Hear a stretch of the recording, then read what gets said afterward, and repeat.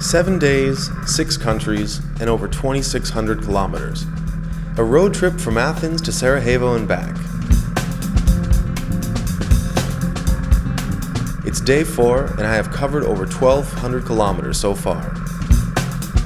Leaving behind the picturesque city of Dubrovnik, I'm now off to Mostar, Bosnia and Herzegovina, a distance of 140 kilometers. There are 2 routes to Mostar to choose from. They're about the same distance in kilometers, but according to Google Maps, there's about a 30-minute time difference. I chose the red route, not because it's the fastest, but because I wanted to see the mountainous landscape, as I'm used to the sea living in Greece. On the other hand, the blue route goes along the coast for 55 kilometers, eventually having to take a right towards Mostar. The landscape for most of the route was arid and rocky without any flora, except for the areas near rivers, where beautiful villages were nestled within nice plush green areas that were like oases in the desert. I was excited about visiting Mostar. I had first learned about the city in a Greek documentary called Balkan Express, and since then I've always wanted to visit it. It took me 2 hours to reach my destination without any stops.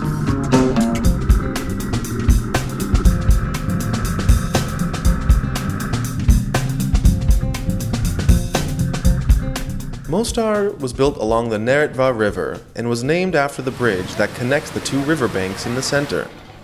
The city center is beautiful and picturesque, full of cobblestone walkways and old-fashioned buildings. The Stari Most, which means the Old Bridge, was built during Ottoman rule, but was destroyed by the Croatians in the tumultuous 90s.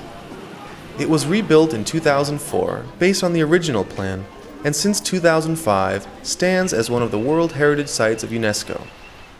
Mostar is the 5th largest city in Bosnia, with about 127,000 residents.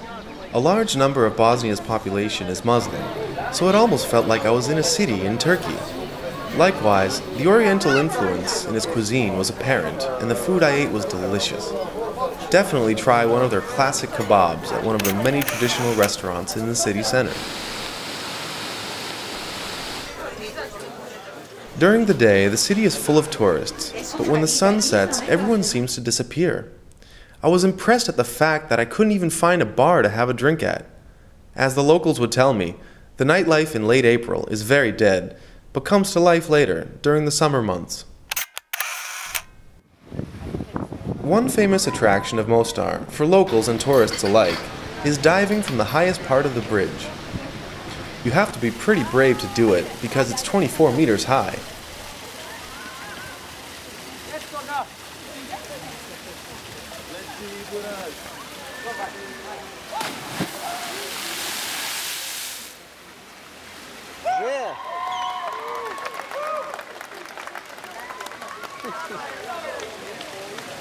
In the inner city, Neretva branches off at various places, creating several tributaries, which creates beautiful scenery.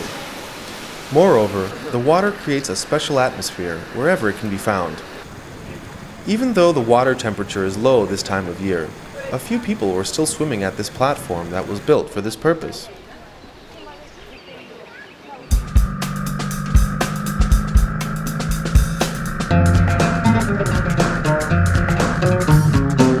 The next morning, I made my way to Sarajevo, the capital of Bosnia and Herzegovina. The road has 1 lane per direction, lots of tunnels, and the Neretva River to my left.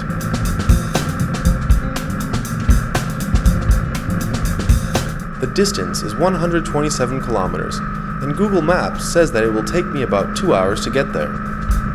This part of the country is much more beautiful than the western part, which I passed through to get to Mostar. The fact that I'll have an easy day because of the short distance, and that I will be riding through such a nice environment, is making me really look forward to the ride.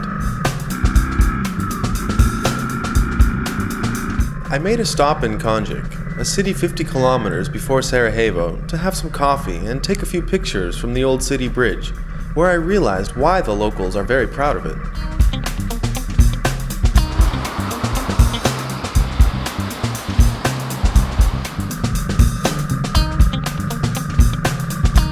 The rest of my trip was through nice green landscapes, and the road had 2 lanes per direction in its uphill parts.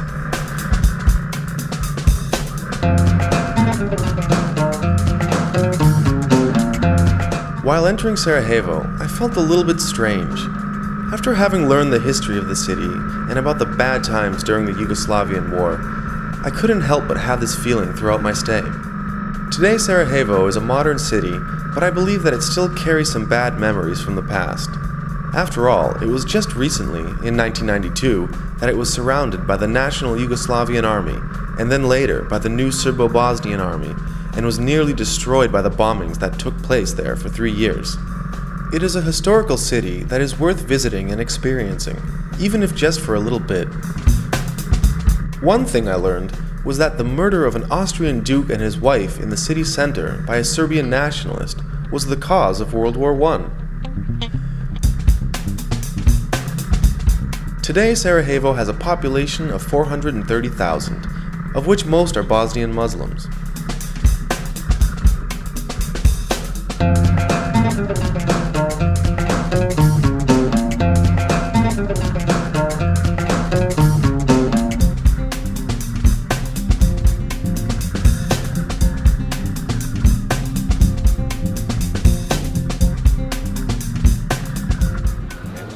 The city center is picturesque, with a tourist-friendly infrastructure. It's worth visiting the mosque on the pedestrian street, or to walk through the old town and taste the classic kebabs at the traditional restaurants. Depending on your taste and what you want out of a city, Sarajevo has a few notable places. There's the City Museum, the National Museum, and the Tunnel, now a museum, which was built in 1992 while the city was blocked off, so as to connect it to the outside world.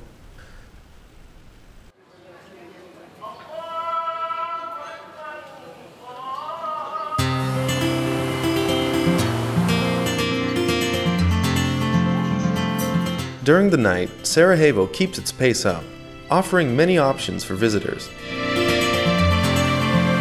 Hotels here are a little bit expensive, with prices starting from €60. To avoid searching for hours for one, like I had to, you'd better book one before you arrive. It's a capital city, and you don't want to go through the hassle of not finding one.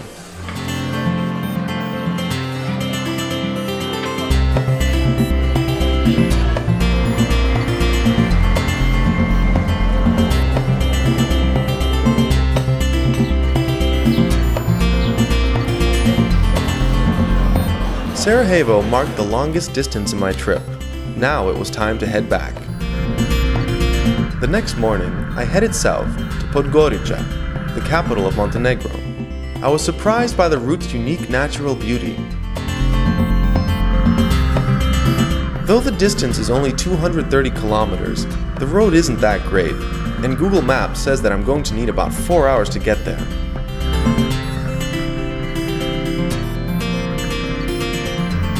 The road was really bad in many parts, particularly near the border, and many times I thought that I had gotten lost.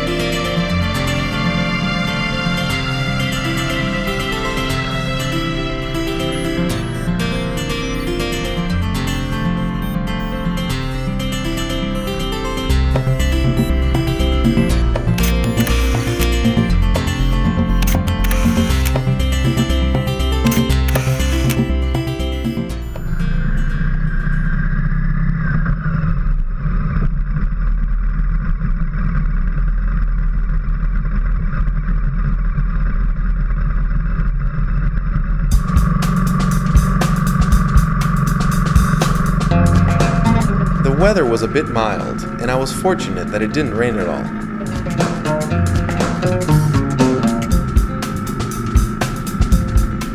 After the border of Montenegro, the road goes through a deep canyon with the Piva River to the right. The tunnels in this area are carved out of the caves, something I've never seen before.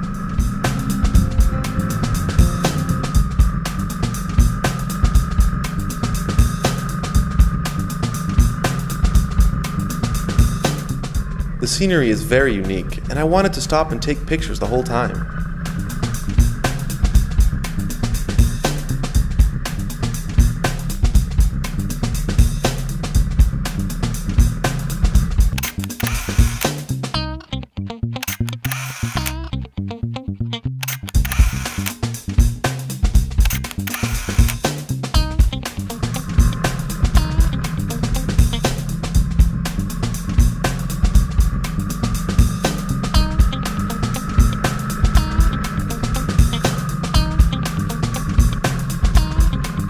It was for sure the most beautiful part of my whole ride.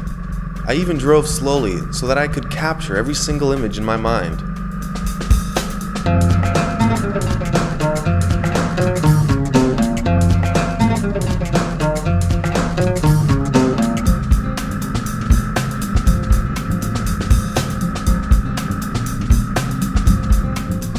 I got a little scared in a few tunnels though, like this one, because I couldn't see anything, not even the exit. I felt like I was traveling in time.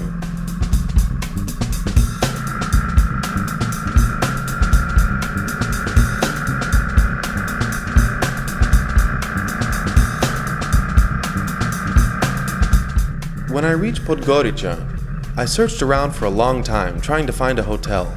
Once again I realized that in capital cities and touristic places, it's best to book a room in advance, because the hotels that serve my needs are very expensive, and the rest of them are dingy and still expensive.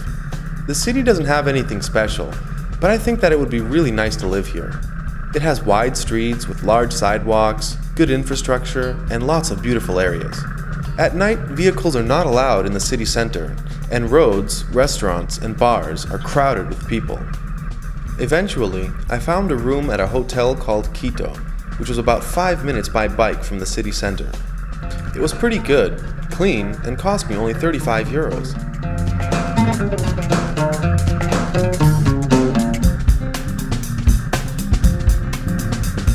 The next morning, I headed south, planning to stay overnight somewhere in Albania.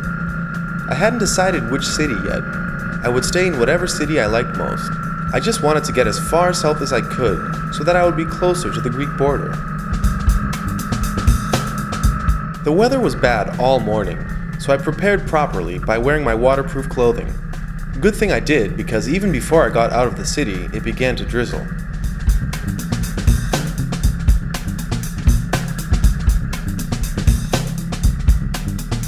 The road has one lane per direction, and there is some congestion at points. In one of the villages, I took a wrong turn and got lost, which took me a few kilometers off course. But the Greek proverb, "Only by asking will you reach the city," worked here too, and I finally found my way back.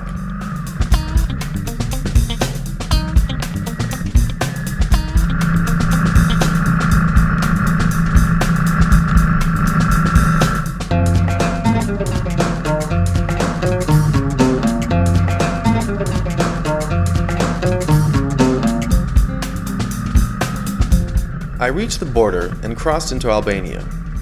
The road to Skadar was the only one with good asphalt that I rode on. However, it didn't lack its dangerous parts. After all, I'm in Albania, let's not forget.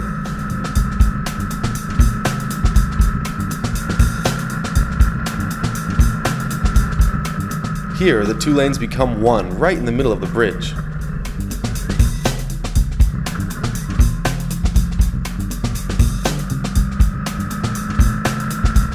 A few kilometers down the road, I reached Skadar. The video says it all, so I don't have to say anything. Fortunately, all of the city isn't like this.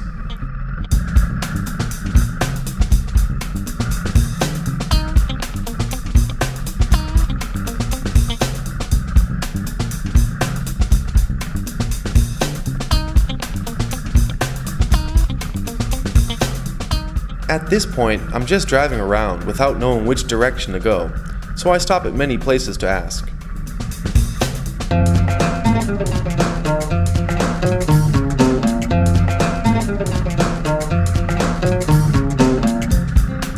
After chatting a bit with the locals, I decided to go to Tirana, then Durrës, and finally stay overnight for my last night out of Greece in Vlore.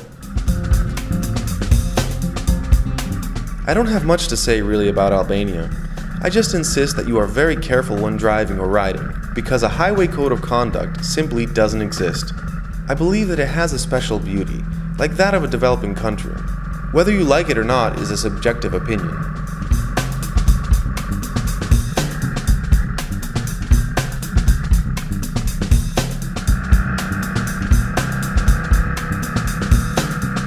These two guys in the BMW in front of me are Swiss, father and son, that began their journey from Geneva to come explore Greece. We ate together in a village after Durrës. They were rather nice people that I really admired. When I got to Durrës, I rode through the city. I didn't stop at all because I was in a hurry, but also because I didn't find anything interesting really. Obviously, I had different tastes than the Albanians that I spoke to earlier, because they all said it was a beautiful city.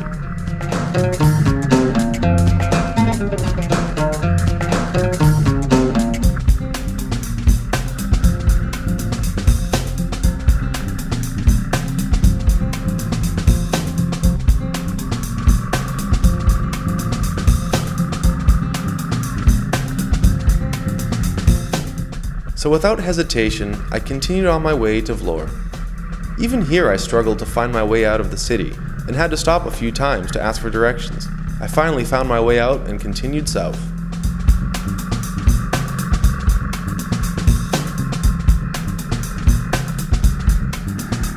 At this point, while playing around with the stability of my bike and the autopilot, I lost one of my gloves, only realizing it when I stopped to eat with the Swiss guys. I thought that I had tucked it under my leg good enough, but I guess not. A few kilometers later, I found myself on a road with a partition that was more European in style. But it was really a dangerous bump that could have sent me flying if I happened to not see a car brake sharply or even slow down too quickly. The weather got better the farther south I went. When I reached Vlore, I wasn't that impressed. From the descriptions I've heard, I was expecting something more picturesque. It was better than Durrës, but even here the city was full of huge multi-family buildings. However, I decided to stay here because the next morning I wanted to cross over the mountain to Sarande. Two motorcyclists from Romania that I had met in Podgorica suggested I do this as it's one of the best passes in the Balkans for bikers. At night I went out to eat something and have a drink. I couldn't find any typical pubs and bars as I'm used to them in Greece. To have a drink, you have to go to either a cafe or a strip club. The hotel that I stayed at was pretty nice. 5-star in the central square, just in front of the sea, and only cost me 50 euros.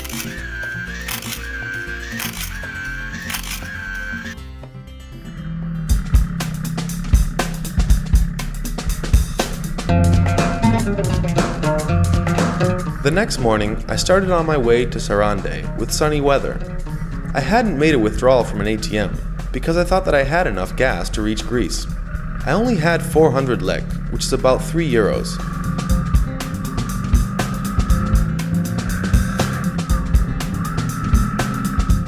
But before I started going up the mountain, I realized that I wasn't going to make it with the gas I had. I got nervous because paying by credit card at gas stations is not an option because Albania doesn't have a credit card network, so I was hoping to find an ATM machine on the way.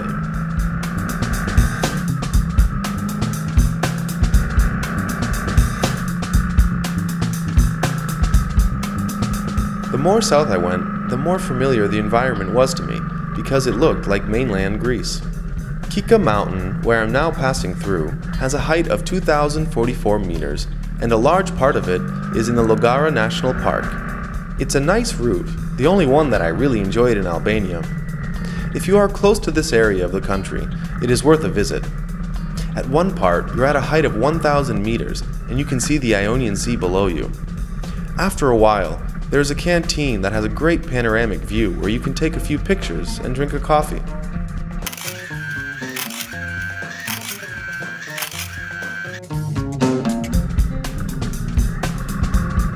One thing that impressed me was that after Kika Mountain, most of the population is Greek, and in the cities or villages that I passed through, they spoke to each other in Greek.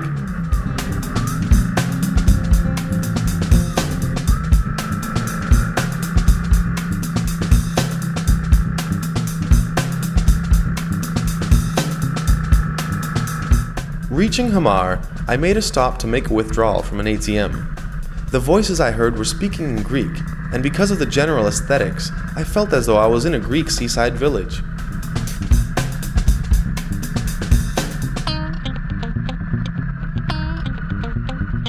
I had many kilometers to go, so I didn't stop at all. I decided that if I had time, I would stop for coffee in Sarande. The road up to it was really nice, and also familiar, with the sea to the right of me.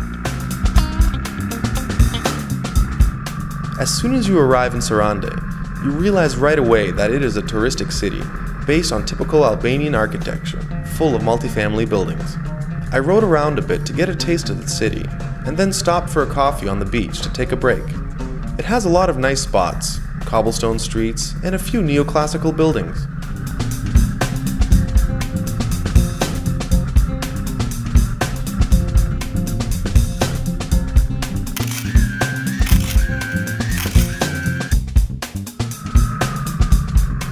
I stayed less than an hour, and then I was on my way. I only stopped once to fill my tank because the gas here is much cheaper than in Greece. I then continued south to the border. And so my journey ends here. It was my first trip all alone, not even with a fellow passenger, and it was one of the most beautiful experiences of my life. With so much new scenery to soak in every day, it was impossible to feel lonely, even once. On the contrary, I met many interesting people, had great conversations, and found a new part of myself. It is an experience that every motorcyclist should have.